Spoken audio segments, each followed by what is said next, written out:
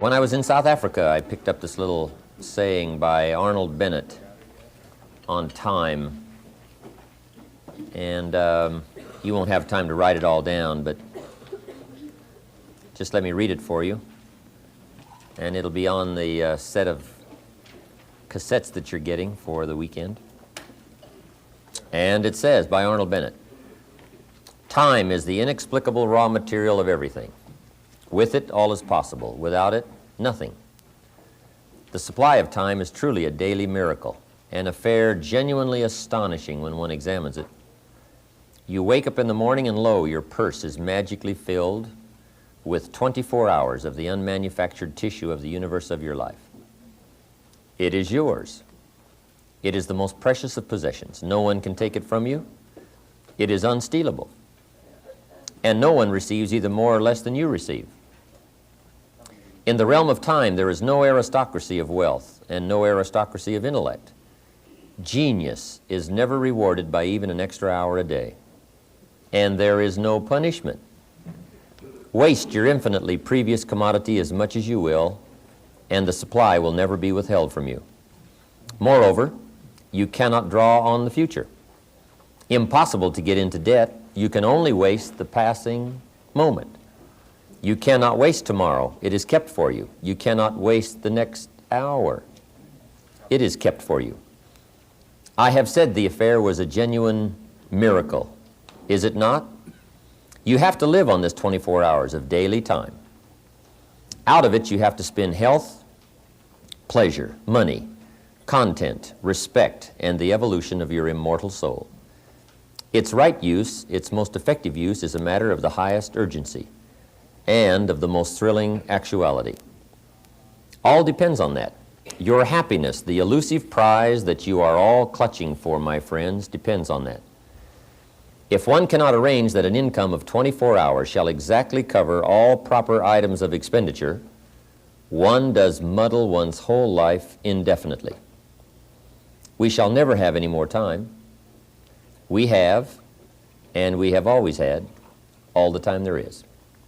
Arnold Bennett. Well said.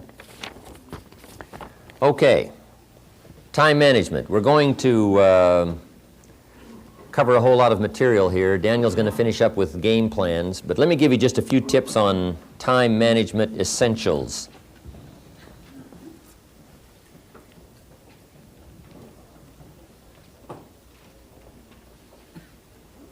First of all, you run the day or it runs you. A little simple analysis. It's not that difficult to get something started, and you run it for a while, and after a while it starts running you. That's part of the challenge. I told my staff one day, giving birth to a tiger is one thing, learning how to ride it is something else, right? Sometimes you start it, and then it turns around and starts giving you all kinds of trouble. Next, the time you've already committed to labor is enough time. If you're working already 8-10 hours a day, that's about it. You just can't work much more than that. Bursts at a time, you can work 12, 14, 16, right? You know, I'm sure we've all learned to do that, put in the extra time.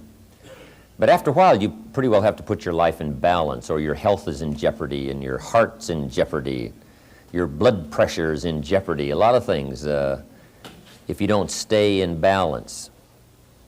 So you don't have to put in any more hours, probably. All you have to do is just make better use of the hours. A cliche we've all heard. It's not the hours you put in, it's what you put in the hours that counts. Now also, you need a written set of goals, time management essential. And if you don't have that list, we'll come up with that tomorrow. Priorities. And a constant review of your goals, because that's how you determine how to use your time, whatever priorities you're going for. Then you need a plan to achieve your goals. Another key is learning to separate majors from minors. That's high on the list. Making sure you don't spend major time on minor things. This is why you need to think on paper Put your game plan on paper to make sure you're not spending major time on minor things. Little phrase I have says, don't mistake movement for achievement. It's not that difficult to get busy. What you have to do is check to see what you're busy on. Because it's easy to haul out the trash and fix the screen door, get the car washed, take the kids to school. I mean, it's easy to stay busy, right? The key is on what? Next time management essential is concentration, zeroing in. Preoccupation is fatal, both on the freeway and in business. You got to keep your mind concentrated. I have a little rule that says, don't start the business day till you get to the office. I used to start my business day in the shower or at the breakfast table, and it just messed up a lot of things. I'm sitting at the breakfast table, guess where my mind is? At the office. I even got mixed up going to the beach and, trying to, do some relaxing time. But sure enough, when I'm in the office, I'm thinking about the beach. And when I'm on the beach, I'm saying I should be at the office. Now, see, that's mixed up. We quoted that little quote from the Reader's Digest in the evening seminar, right? Wherever you are, be there. If you're at the breakfast table, be there. When you're having a conversation with somebody, be there. When you're on your way to work, be there. Enjoy the ride.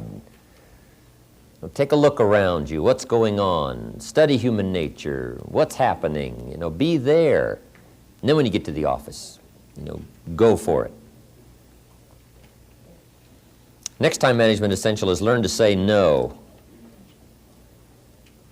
Boy, it's easy to overload your calendar, get yourself into all kinds of time management problems simply because you didn't have the strength to say no when you should have said no. It's much more difficult to say no and then try to get out of it later, call back, make the arrangements, go through the whole embarrassment. Better to say no than to say yes and have to back out. Ron Reynolds has a good phrase that says, don't let your mouth overload your back. That's good. The next time management essential is when you work, work, when you play, play.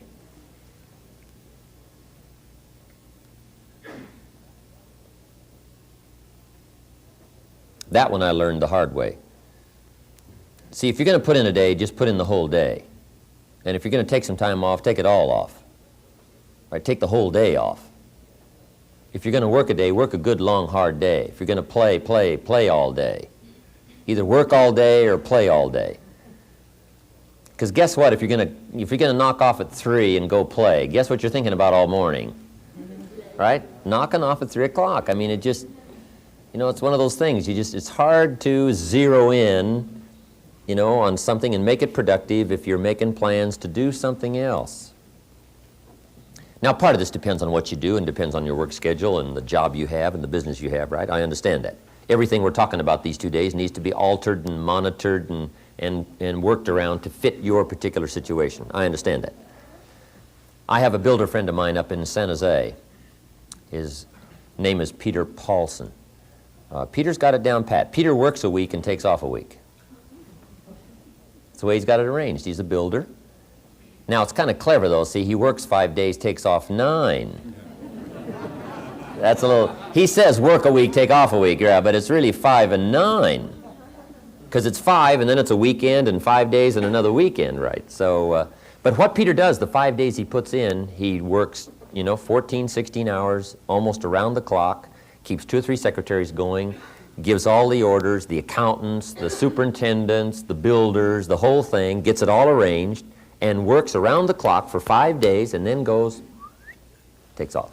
Now, you might not have the luxury of being able to do it that way, but just work on this. When you work, work. When you play, play. Okay, the next time management essential is analyze how you are, and then either compensate for it or change. Sometimes you can remain how you are if you just make other arrangements. My staff discovered I'm a poor courier. They said, Mr. Rohn, here's a check for Jerry Haynes. You're going to be up north, right, in the next couple of days? I say, yeah, no problem. Give it to me. I'll see that he gets it. Guess when I next hear about that check? From my cleaners. Say, Mr. Rohn, we found this, right?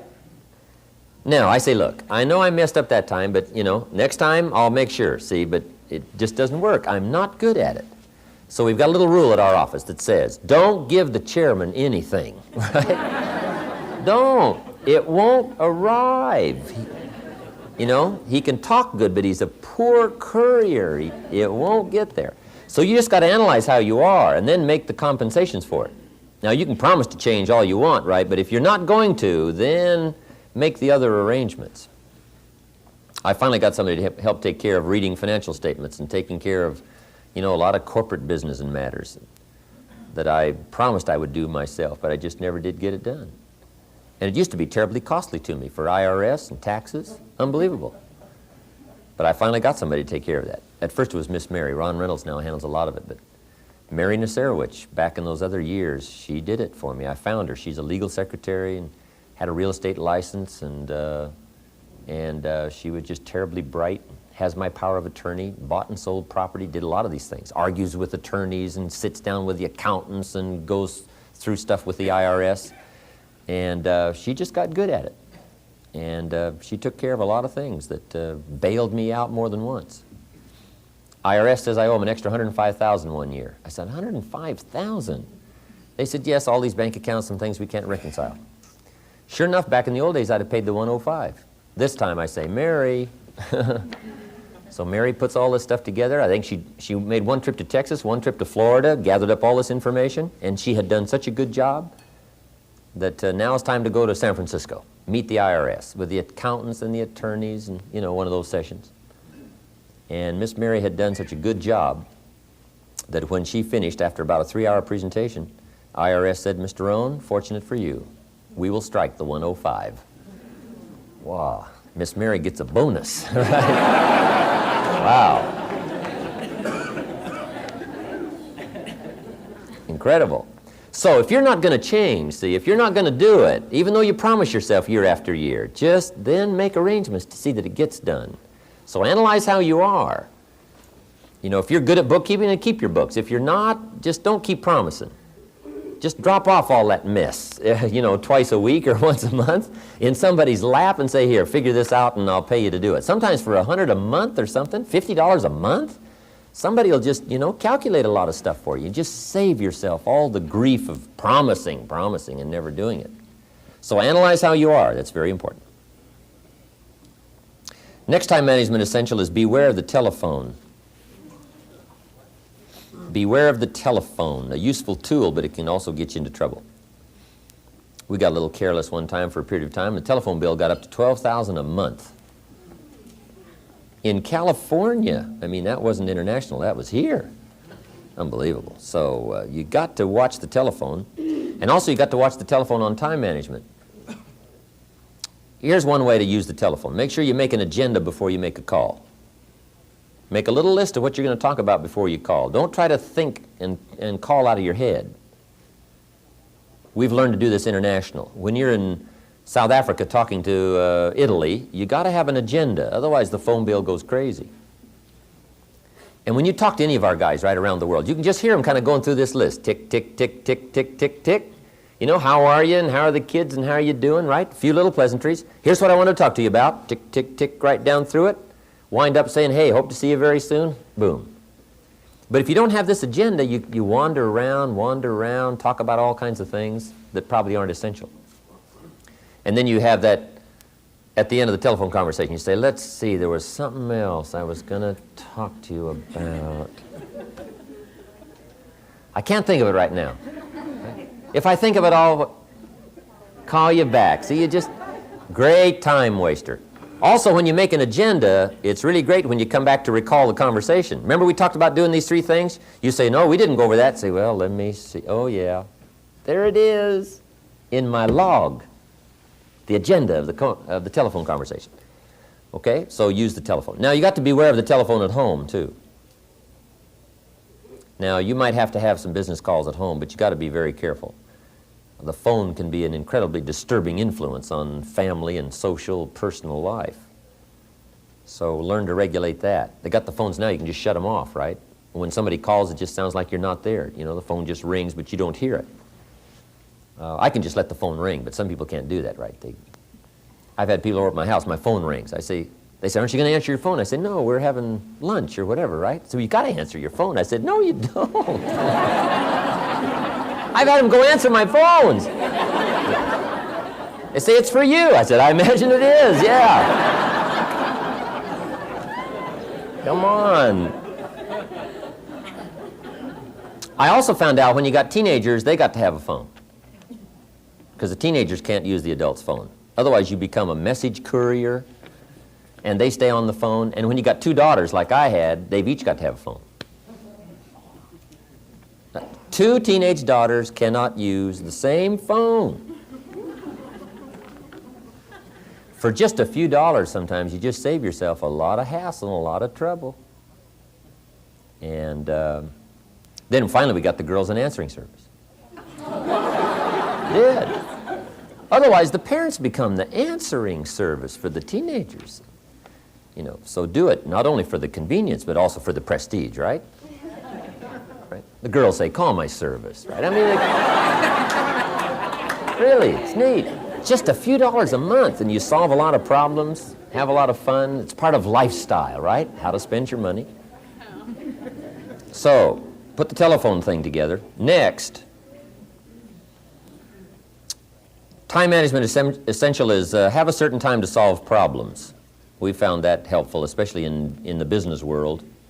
We say problems after 3. Just set them aside.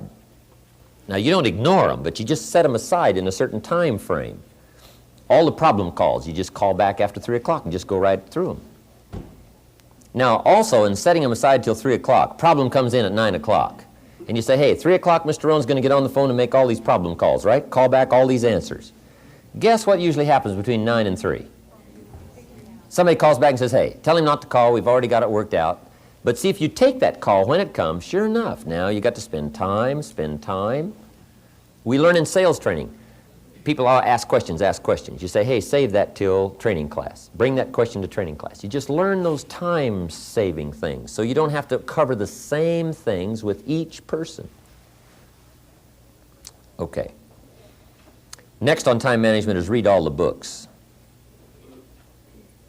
Just get you some ideas on time management from the books. There's books by Bliss, McKay, Lakin.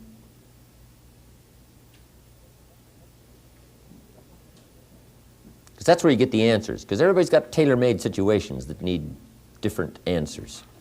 So just read them all. You know, some of them's got some kind of weird stuff. But, right, if you're weird, do the weird stuff, right?